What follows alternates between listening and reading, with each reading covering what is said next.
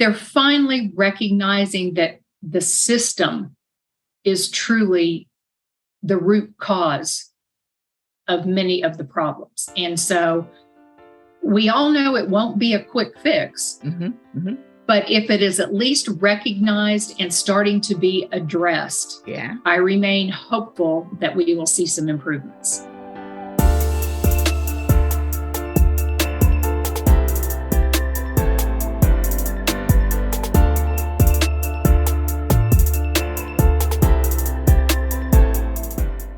Hello there. Welcome to Treasures and Truth with Tokwe.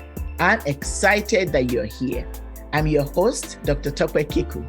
Everyone wants to feel happy, but it's easy to lose hope and feel so defeated in a chaotic world that's full of problems. This podcast is all about helping you discover that hidden treasures in your trials so you can renew your confidence and live in freedom. If you're going through a difficult season right now and need encouragement, you'll find that support here. May I ask you a favor? If you like this podcast, please subscribe, leave a rating, and review to help this podcast get noticed. So sit back and relax. On the show today, I have a special guest who is a physician. She's practiced emergency medicine for 20 years. And served as director of a large emergency center for 15 of those years. And in more recent times, she's transitioned to coaching, and she is the president of Dr. Deb Leads. As a certified personal and professional coach, she uses her background in neuroscience to help individuals and organizations make transformational and long-lasting changes. So her passion is to help you reset, realign, and redesign your future. Please join me in welcoming Dr. Deb Williams to the show. Welcome, Deb. It's a pleasure to have you here. Thank you, Tope. I am so looking forward to our conversation and sharing today. Thank you. So, Dr. Deb, to start us off, tell us a little bit about yourself and how you made that transition from emergency medicine to coaching. You know, Tope, I had a fantastic career, and I was one of those lucky people who absolutely could say she loved what she did, and I loved going to work every day. It was my calling. God placed this calling on me to help people. Mm-hmm. And I loved doing that. I ended up having some pretty extensive back surgery and had to make some choices about whether I could continue compromising part of my health to continue being an emergency medicine physician, or was it time for me to transition and do something else? What was important to me was I needed to still be helping people have an impact on their lives, even though it would look different than the impact I had at the bedside. Mm-hmm. And I was so fortunate when I attended a conference to meet two fellow physicians, females who had already done the coach training and were in the process of transitioning from full-time practice to coaching. And they shared their time and wisdom with me and encouraged me. And it just sounded like something I was looking for. And so I ended up going to Coaches Training Institute and making that transition from the bedside to working with people in a different way. In a different way. Yeah, I like that. Thank you for sharing that story. So you made that transition from emergency medicine because you met those other two women who were doing something similar, and that just encouraged you. Wow. Yes. So what are some problems that you see in healthcare? And I said, I guess I will ask this in two parts. So what are some problems that you see in healthcare? And then as a physician, what's the toughest thing that you've encountered? You know, Tope, we have a system that really is broken and has been for quite some time. So as far as how to fix it, there's so many different avenues. I will just make it concise. In my opinion, part of the biggest problem is what I call the corporatization of medicine. I certainly understand the business of medicine. I understand the need for a profit and to make money, et cetera. Understand all of that. It's concerning to me when I feel like sometimes the bottom line comes before true patient care and patient first. And so there becomes a conflict at times. It encroaches on that physician-patient relationship that I think probably every physician feels like is of the utmost importance. So when it encroaches on that relationship and a physician feels like they can't always do what they feel like is in the best interest of their patient, it just creates dysregulation and lack of coherence in why you're there. So if I'm hearing you, well, so the healthcare system is broken in the sense that, yes, it's a kind of business model, but it interferes with that natural calling for physicians as helpers to help people. Yes, too often that turns out to be the case. Yeah. And so how do you then use coaching to help? In working with my physician colleagues, there's any number of ways to help them. I don't particularly love the word burnout because it carries negative connotations, but for this conversation, it's something that everyone is familiar with. So yes, and I would actually like you to tell us a little bit more about that burnout, as you see it with physicians. Yeah, I think we're in a situation, Tope, again, with government setting regulations, with corporate entities setting regulations, et cetera. So there's far more regulations that are demanding time to be met from physicians. While the premise of electronic medical records is important, some things are missing in that for the original intent of being able to share those records and make it easier, et cetera, et cetera. And it has placed a big burden on physicians trying to complete the charting electronically in a timely manner while taking care of their patients and paying attention to them rather than staring at a computer, et cetera.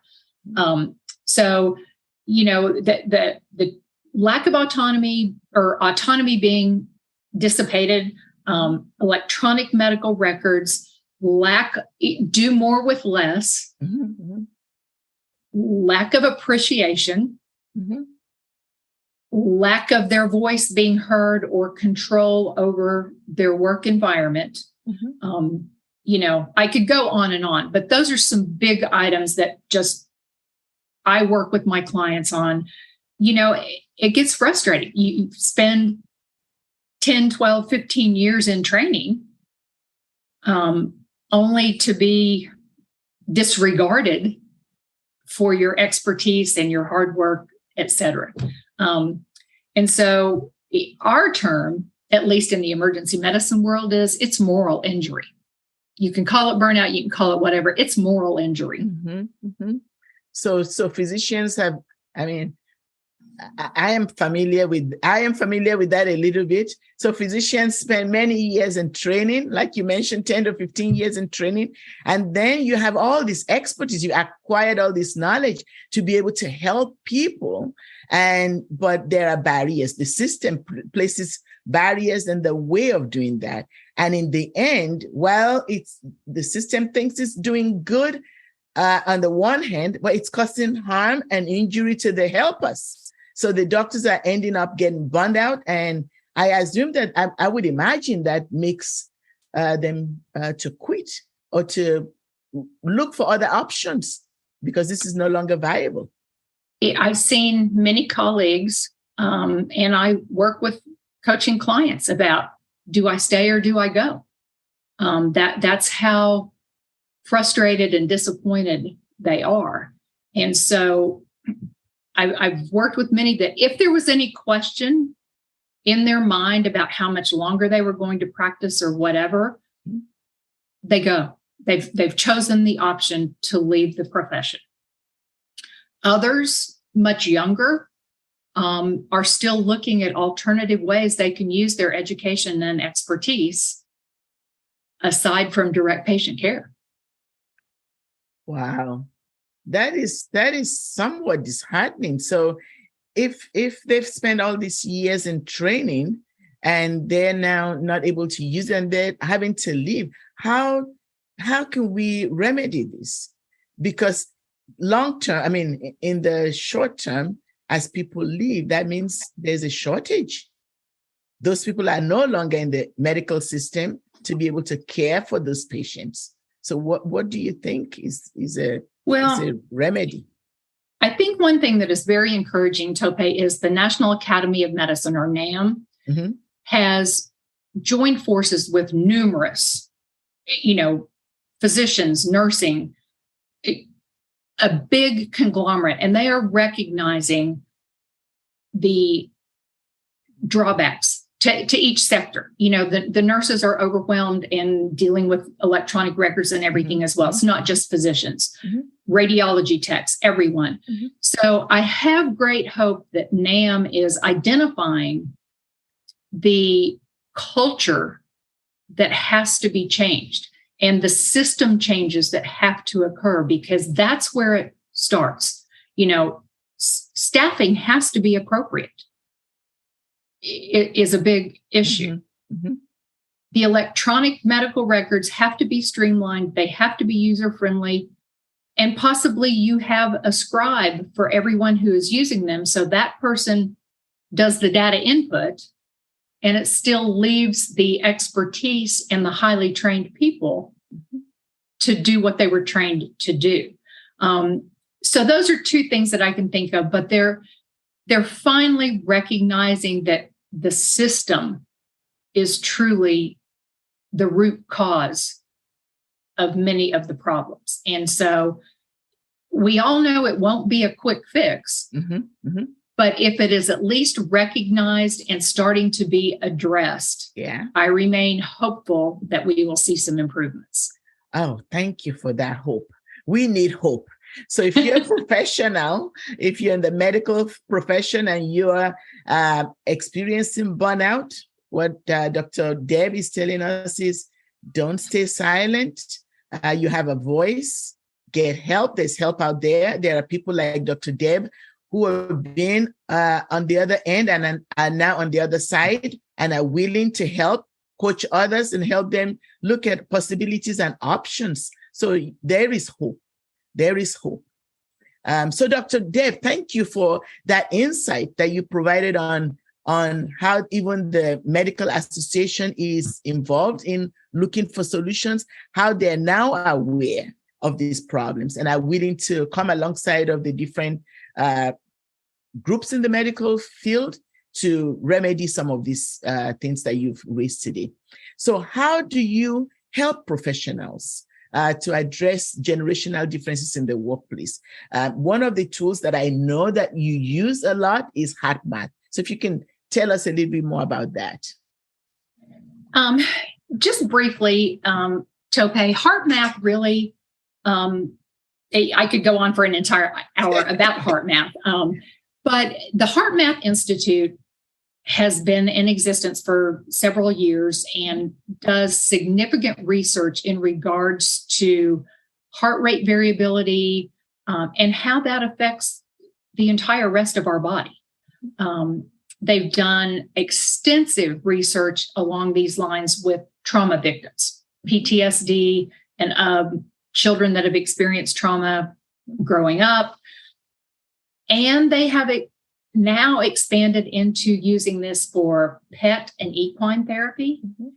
And their latest project, this fascinates me, and then I'll give a little more explanation, but their latest project is they are putting sensors on trees all over the world to measure the energetic field. Because through their research, they've realized that the energetic fields from us as humans, from animals, from nature, all coincides for the well-being. So I'm just fascinated that they're incorporating that into the rest of what they have studied. In a nutshell, for how it applies to us as humans, basically, is we live, Tope, either in coherence, which means that we have a regular pattern of breathing, a regular heart rate, or we're dysregulated.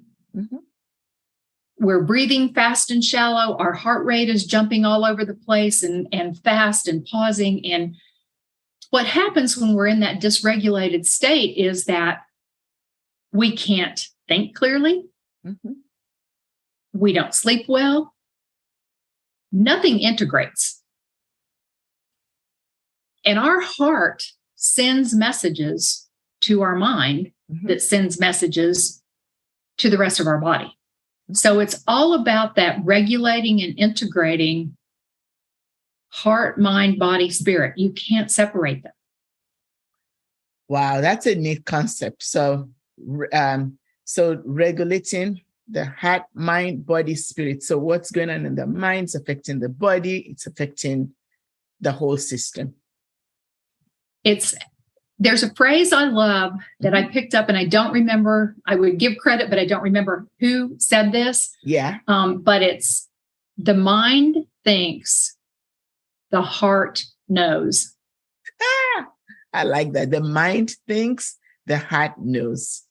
Yes. So I refer to that as listen to your heart. And, there's a verse that stands out to me, Tope, that I had in my devotions recently too, that says, the heart is the soil where the Lord sows spiritual seed. Yes. I love that. The heart is the soil where the Lord sows spiritual seeds. That's a good word right there. Our heart is where we connect with the Lord. And so the heart math, even though it's scientific, they're taking a scientific approach to it. What you just did with that verse is bringing it back to the source, back to the original creator of the heart math. Yeah.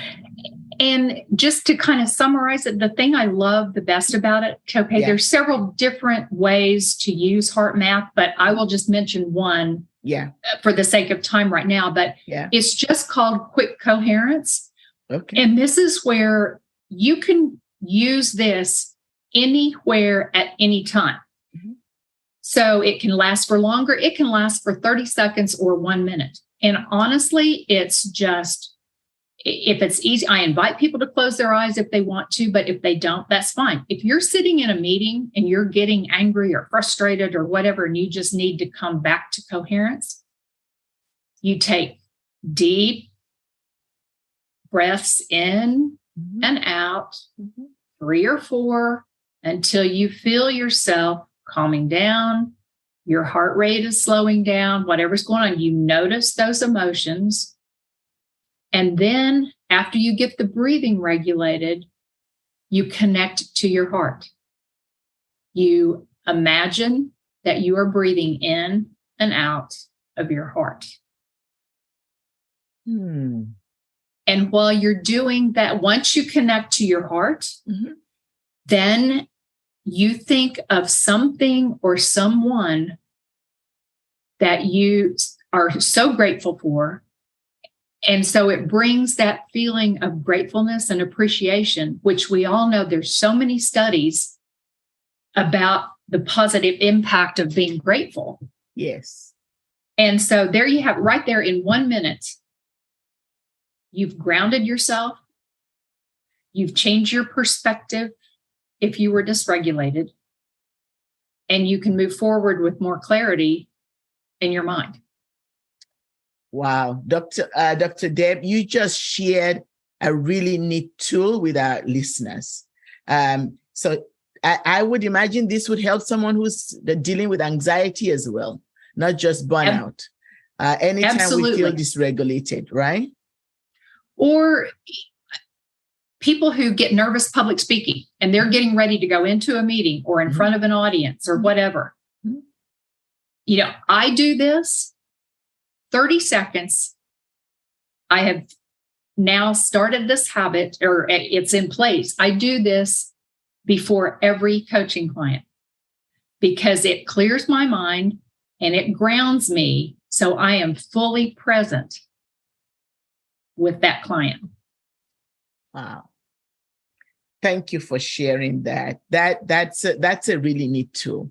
And I know you personally, and so you've demonstrated to us how to do this in person. And I can't tell you enough about it. It takes less than a minute, and you can go from frazzled to calm. And that's an awesome tool. That's a neat tool. I would highly recommend it to our listeners. So, Dr. Deb, as we continue our conversation, so who else besides your coaching clients can anybody benefit from Heart Math? Who else can benefit? Absolutely. Like I said, if you're a leader, if you're a parent,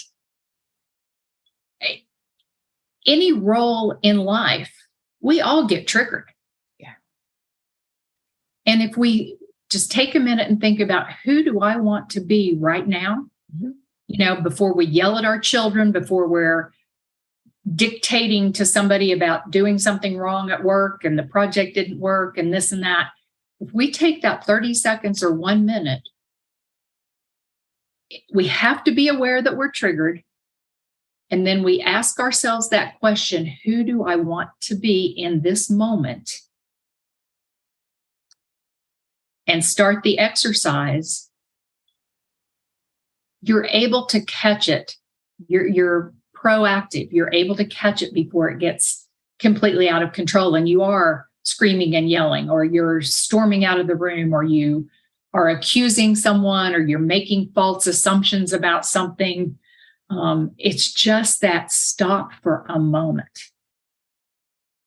Because in scientific terms, the amygdala is that little nut-shaped portion of your brain right in the middle of your brain. And that's where our emotions are controlled. And so if your amygdala gets hijacked by the trigger, there's 3 options: fight, flight, or freeze. And none of those usually serve us well. But they're automatic because our brains were built for survival. Yeah. So it triggers any threat or potential threat. So if you can become mindful and aware before you get hijacked, you're able to handle situations better.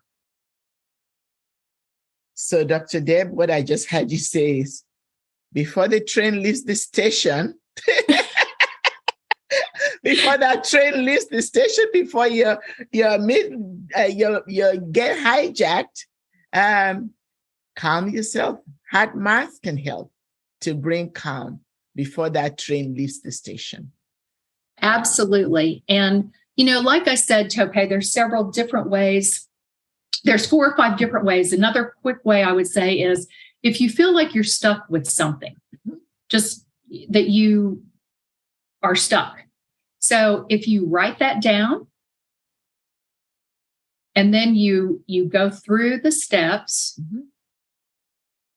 and with the gratitude and thinking along those lines, you ask yourself, how could I look at this differently? So once you're in coherence, once you're calm, then you ask the question of, what would be a different way to look at this? And it opens possibilities for a new perspective on what has you stuck or frustrated or whatever it might be. So when that train leaves the station, we're prone to just getting stuck in one story, one narrative. And what I'm hearing you say is, we can use this process to get unstuck and be able to see other perspectives, to be able to see other possibilities. And that just opens up a new way of seeing, being, and thinking. And I like that. I like what you described right there. So Dr. Deb, as we round up, what's one thing that you would like for our guests to take away? I know we talked about several things today. We talked about your transitioning from emergency medicine to coaching and how you've used coaching in to help professionals, and then how you're using HeartMath to help them. So what's one thing that you would like our guests our listeners to take away? I think the one thing is, I've given you a tool, however you want to adjust it to work for yourself. The takeaway, I think, Tope, is choice. Yes. You have a choice how you respond rather than react. You have a choice. And now you have a tool. Thank you so much, Dr. Deb. You have a choice. Listeners, we have a choice in how we respond, and she's given us a tool to help shape our response. Wow. So we're not reactive. Thank you so much. So how can people connect with you? Where can they find you? I am on LinkedIn. Mm-hmm. I don't know if you're able to share that link with people. It's Deborah Williams, and drdebleads.com is my website. And either of those, I'm accessible, and we'll get back with people quickly. Okay. I love helping people move forward in their lives toward their goals. Okay. Well, thank you again. So Dr. Deb, you've given us a wealth of information today, and you've given us a tool, a really neat tool that we can use in half a minute to calm down, to not allow that train of anxiety to leave the station. And we can be in coherence with ourselves and connect heart, mind, body, spirit, and soul. So thank you again for coming on Treasures and Truth with Talkway. I hope Dr. Deb's story inspires you to bring your heart, body, mind, and soul together, to connect them, and to know that you have a choice in how you respond. And she's given us a tool to do that. I will have show notes for you at hiddentreasuresandriches.com. I will also include in the show notes how you can connect with Dr. Deb Williams on LinkedIn and on her website. And she's also on Facebook. So thank you again for joining us. Remember to subscribe, leave a rating, review, and to help spread the word about this podcast. I thank you in advance for doing that. And lastly, I would like to remind you that God has answers. Whatever situations you may be dealing with, whether it's burnout at home, at work, or relationship issues, or any other crisis, God has answers. So until next time, I look forward to seeing you again, and God bless.